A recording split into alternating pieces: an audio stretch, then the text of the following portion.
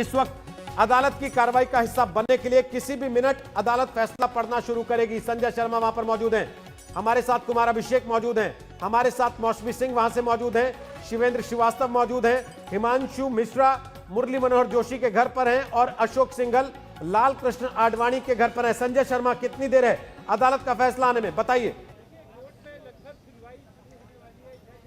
अदालत ने जो टाइम तय किया था उसमें 11 बजे का समय है कि 11 बजे फैसला पढ़ा जाएगा। इसमें बस अभी थोड़ी देर में खबर आ जाएगी कि जज साहब बैठ चुके हैं और फैसला पढ़ना शुरू कर दिया है। इसमें सबसे पहले तो कन्विक्शन पर फैसला आएगा, यानी कौन कौन सी धाराओं के अंदर उन्हें पहले तो ये कि इसे अपराध माना है कि नहीं माना है, तो किस किस अभियुक्त को कौन कौन सी धारा के अंदर अपराधी माना है, किसको बरी किया है। इसमें यह फैसला देखना बहुत दिलचस्प होगा कि आखिर जो अभियोजन पक्ष ने अपने चार्जशीट में जो जो चार्जेस लगाए थे उसमें से कौन कौन से चार्जेस को अदालत ने बरकरार रखा है, कौन कौन से चार्जेस को बरी किया है या साइड किया है, उसको नहीं माना है।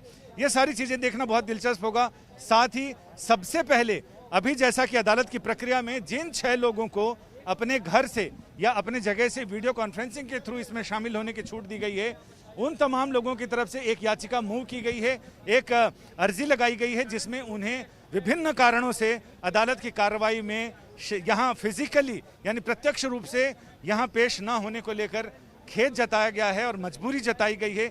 इसके साथ ही उनकी तरफ से अंडरटेकिंग दी गई है, अदालत का जो भी फैसला होगा, आगे जो भी सजा होगी उसमें वो पूरा सहयोग करेंगे, यानी कहीं भागकर जाने वाले नहीं हैं। लिहाजा उनकी तरफ से यहाँ पर यह दिया जाएगा कि उनको छूट दी जाए, वीडियो कॉन्फ्रेंसिंग के थ्रू अदालत की कार्रवाई में हिस्सा ले रहे हैं, वो अपना फैसला सुनेंगे। इसके बाद फैसला सुनाना शुरू कर दिया जाएगा और सबसे पहले कन्विक्शन पर फैसला होगा। कन्विक्शन होने के बाद फिर मेरे ख्याल से हो सकता है कि खाने की छुट्टी के बाद या भोजनावकाश के बाद इस पे होगा, या फिर 1-2 घंटे का गैप देने के बाद फिर इस पर बहस होगी कि सजा क्या दी जाए। तो इसमें अभियुक्तों की तरफ से ये कहा जाता है, अमूमन जो प्रक्रिया है उसमें अभियुक्तों की तरफ से जिन्हें सजा सुनाई गई है उनकी तरफ से ये कहा जाता है कि मिनिमम सजा दी जाए और अभियोजन पक्ष कहता है कि नहीं, इनको मैक्सिमम सजा दी जाए। संजय, सजा का ऐलान भी आज ही होगा या केवल दोषी तय कर दिए जाए, हो सकता है फिर सजा की बहस लंबी चले? हाँ बिल्कुल नहीं, सजा का ऐलान आज ही होगा क्योंकि आज तो आखिरी दिन है। आज तो जो 9, 13, 22 करना है जज साहब को वो कर देना है, क्योंकि आज उनका आखिरी कार्यकाल है। 2 बार सुप्रीम कोर्ट ने उनको एक्सटेंशन दिया है और इसी शर्त पर, इसी ताकीद के साथ कि आप 30 सितंबर तक इस मामले में फाइनल फैसला सुना दें। इसके बाद अब जो होगा या तो अभियोजन पक्ष के पक्ष में जाए या अभियुक्तों के पक्ष में जाए, तो इसमें जो भी पक्ष नाराज होगा, फैसले से संतुष्ट नहीं होगा, जाहिर है कि वो ऊपर की कोर्ट में जाएगा। और अभी तो खैर शुरुआत है रोहित भाई, अभी तो आगे आगे देखिए इसमें क्या होता है। जी, 28 साल में 17 आरोपी, संजय आपके शब्दों में कहूं तो सिधार चुके, यानी कि 28 साल में 17 आरोपियों की मृत्यु हो चुकी है। ये देखिए साक्षी महाराज आपको दिखाई दे रहे हैं, वो भी आरोपी हैं जो कि पहुंचे इस समय। साक्षी महाराज आए थे, फिर किसी काम से गए और अभी फिर आए हैं यहाँ पर कोर्ट में। जी, साक्षी महाराज पहुंच चुके हैं, हाँ बिल्कुल, पहुंच चुके हैं, रामविलास वेदांती पहुंच चुके हैं, साध्वी तमरा पहुंच चुकी हैं। संजय शर्मा वहां से लगातार अपडेट दे रहे हैं। कुमार अभिषेक, जो धाराएं लगाई गई हैं उनमें क्या क्या सजा हो सकती है अधिकतम? देखिए, जो बचाव पक्ष के वकील हैं, जब हमने उनसे बात की थी तो उन्होंने कहा था कि इसमें अधिकतम सजा 5 साल की हो सकती है। और अगर कोर्ट ये मानती है कि जो धारा 120B लगाई गई है आईपीसी की, यानी कि साजिश की बात अगर प्रूव हो जाती है तो ज्यादा से ज्यादा सजा 5 साल की होगी इस मामले में, और तब उन्हें सीबीआई की इस विशेष अदालत या निचली अदालत से किसी को भी जमानत नहीं मिल सकती, फिर ऊपर के कोर्ट का दरवाजा खटखटाना होगा। लेकिन अगर साजिश की बात छोड़ दी जाए, जो भड़काऊ भाषण के मामले हैं, अगर उसमें सजा होती है तो 3 साल से कम की सजा होगी और उसमें जो जमानत है वो जमानत यहीं पर फाइल हो जाएगी। तमाम जो आरोपी हैं, अब तो साक्षी महाराज भी पहुंच गए, वो आखिरी शख्स थे जिनका इंतजार भी हो रहा था, सभी के सभी इस वक्त कोर्ट रूम में पहुंच गए हैं। सबके चेहरे पर तनाव देखा जा रहा है। कहीं ना कहीं भले ही लोगों ने बोल्ड फेस अपना रखा हो कि सब जेल जाने को तैयार हैं, फांसी झेलने को तैयार हैं, लेकिन आज सजा का दिन है और सभी को कहीं ना कहीं इस बात का भीतर से लग रहा है कि आखिर उन्हें क्या सजा हो सकती है। निश्चित तौर पर जैसा कि मैंने बताया रोहित कि 3 चीजों पर इसमें सुनवाई हुई। पहला, क्या कोई भड़काऊ भाषण दिए गए, ये सबसे बड़ा मामला था और सबसे ज्यादा लोग इसमें कवर हुए। उसके अलावा एक अज्ञात केस दर्ज हुआ था जिसमें पत्रकारों के साथ मारपीट का मामला था। हालांकि वो इन पर लागू नहीं होता, लेकिन जो 120B का मामला था उसमें अगर साजिश होती है, साजिश की सत्य पाया जाता है, तब बड़ी सजा हो सकती है। रोहित, बिल्कुल। हमारे साथ हिमांशु मिश्रा और अशोक सिंघल मौजूद हैं दिल्ली से, क्योंकि दोनों बड़े नेता जिनके घर पर वो मौजूद हैं, लाल कृष्ण आडवाणी और मुरली मनोहर जोशी, वो वीडियो कॉन्फ्रेंसिंग के जरिए सुनवाई का हिस्सा होंगे। अशोक सिंघल, आडवाणी जी के अलावा बीजेपी के तमाम बड़े नेता इस वक्त टीवी देख रहे होंगे कि अदालत क्या फैसला देती है, क्योंकि इस फैसले का असर बीजेपी पर भी होगा।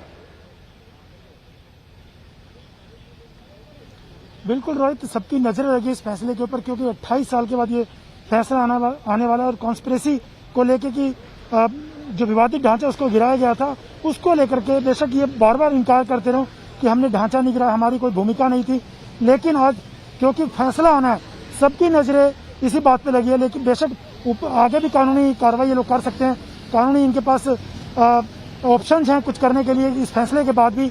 लेकिन बहुत से लोग ऐसे हैं जो कि इस फैसले को एक्सेप्ट करते हुए जो भी निर्णय होगा उसको एक्सेप्ट तो सभी लोग करेंगे, लेकिन उमा भारती ने खास तौर से कहा कि वो जेल जाने को तैयार है। लेकिन जहां तक बात करें आडवाणी की, आडवाणी बार बार ये कहते रहे, 24 जुलाई को भी जब उन्होंने अपने बयान दर्ज किए थे तो उन्होंने तब भी कहा था कि उनके खिलाफ ये मामले पॉलिटिकल मोटिवेटेड है, उनकी कोई भूमिका नहीं है, उन्होंने कोई गिराया नहीं इस ढांचे को, सिर्फ ये राजनीतिक तौर से इनके खिलाफ मामले दर्ज किए गए थे। तो आडवाणी को भी इंतजार रहेगा और बीजेपी के बाकी पार्टी के नेताओं को भी, क्योंकि 1992 से लेकर के अभी तक ये मुद्दा राजनीति के केंद्र में रहा। राम मंदिर का निर्माण भी शुरू हो गया, लेकिन अभी तक जो पार्टी के बड़े नेता हैं उनके खिलाफ अभी तक ये मामला चल रहा है। और आज अंतिम फैसला आना तो सभी की नजर इस फैसले पर लगी है कि क्या होने वाला है इस फैसले को लेकर।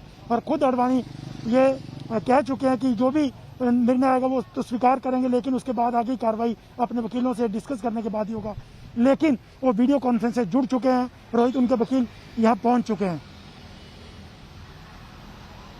अयोध्या में ऐश्वर्या पालीवाल इस वक्त पहुंच गई हैं, वहां भी चलेंगे, लेकिन उसके पहले हिमांशु मिश्रा, सबसे बड़ी बात यह कि जिन आरोपियों से बात हो रही है आपने सुना होगा, उनमें से कई का कहना है कि लड़ाई हमने लड़ी, केस हम पर चल रहा है, लेकिन क्रेडिट किसी और को जा रहा है। और आज अगर सजा का ऐलान होता है, कुछ लोगों को यह पाया जाता है कि दोषी हैं वो, किसी ने साजिश की या उनके भाषण की वजह से ऐसा हुआ, तो यह खाई और बढ़ेगी फिर बीजेपी के भीतर। हिमांशु, देखिए बिल्कुल खाई बढ़ सकती है, क्योंकि जिस तरीके से लाल कृष्ण आडवाणी, मुरली मनोहर जोशी, उमा भारती, कल्याण सिंह, विनय कटियार, एक तरीके से ये कह सकते हैं कि वो अभी एक्टिव पॉलिटिक्स में उस तरीके से एक्टिव नहीं है जिस तरीके से राजनीति में हुआ जाता है। उम्र की एक सीमा है और दोनों नेता जो है वो उम्र दराज हो चुके हैं। लेकिन फिर भी रोहित, मैं आपको एक चीज बताऊंगा कि जब सीबीआई कोर्ट के अंदर दोनों नेताओं से पूछताछ होनी थी, उनके बयान दर्ज होने थे, उन्होंने ये कहा था कि ये पॉलिटिकली कॉन्स्पिरेसी है, दोनों को फंसाया जा रहा है। और पार्टी की तरफ से जो कानूनी सलाहकार है, कानूनी पेचीदगियों को सुलझाने का काम करते हैं, भूपेंद्र यादव जो पार्टी के महासचिव है वो आए थे, उनके साथ पार्टी के पूर्व अध्यक्ष अमित शाह थे, जेपी नड्डा थे, ये तमाम लोग आए थे और उन्होंने सारी चीजें जो है वो दोनों नेताओं को ब्रीफ किया था कि उनको किस तरीके से अपने पक्ष को रखना होगा और क्या क्या चीजें हैं उनसे समझा था, और उसी के बाद जो है रास्ता निकाला गया था। लेकिन बड़ी बात यह है कि अगर आज इन नेताओं के खिलाफ फैसला आता है तो उसमें एक बात तो तय हो जाएगी, क्योंकि बीजेपी हमेशा ये कहती रही है कि राम मंदिर जो है उनकी आस्था का विषय है और राम मंदिर को लेकर उन्होंने कोई राजनीति नहीं की है। लेकिन रोहित, सबसे बड़ी बात यह है कि राम मंदिर के जरिए ही, उस आंदोलन के जरिए ही बीजेपी सत्ता के गलियारे तक पहुंची थी 1991। चलिए वापस आते हैं हिमांशु आपके पास, इसके पहले लखनऊ चलें एक बार।